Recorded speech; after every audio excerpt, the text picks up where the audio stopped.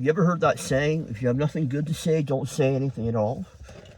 No, that doesn't mean you don't say anything. You just don't say anything good, right? Now, I understand what they meant by that when I was little, but that's one of the problems in the church right now, is that everybody knows what's wrong, everybody sees it, but what do? They all sit at the table, and they don't say anything.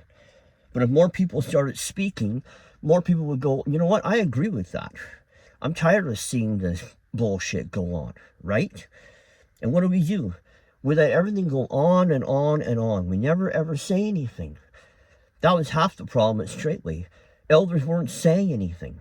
People were not saying anything. They just let everything go. And because they let everything go, people just thought, oh, everything's fine. No, it wasn't fine. The whole point of,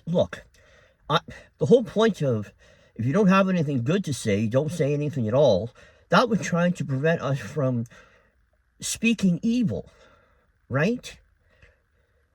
That's the whole point. That wasn't saying, well, no, hey, we see something wrong over here. We need to deal with this, right?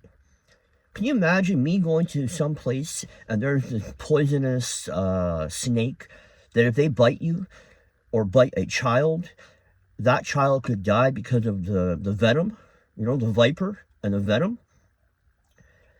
Why would you not warn somebody? Hey, now would you even care one bit if the person warning you, maybe they're not perfect, maybe they've got something, they might cut, drink, and smoke too much, like me.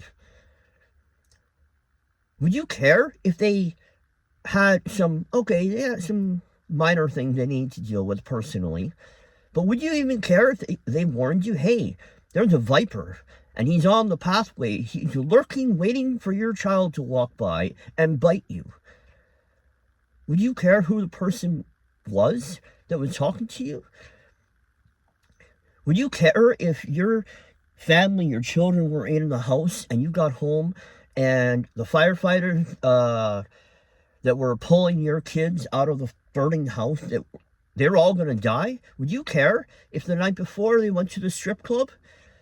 No, I just want my children out of the house, right?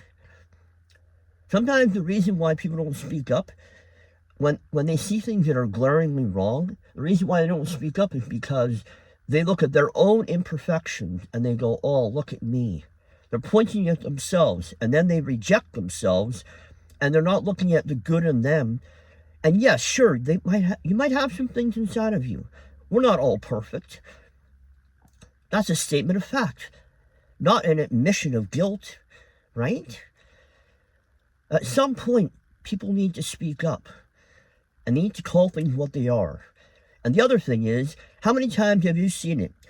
We all have been there. We've been around people, and we all know that this is a very uncomfortable situation, and everybody knows it, but nobody says a word.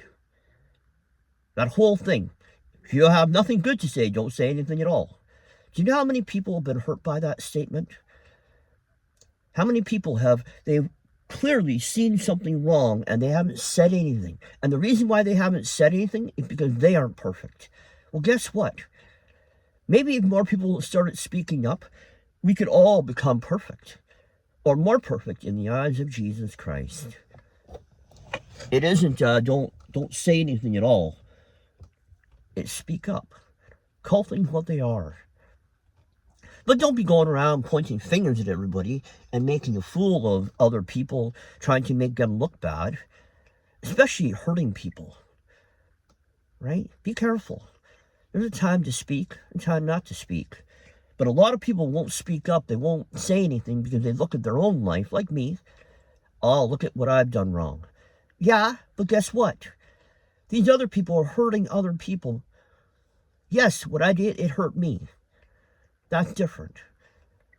Again, that whole adage of, if you don't have anything nice to say, don't say anything at all. Meanwhile, more people get hurt.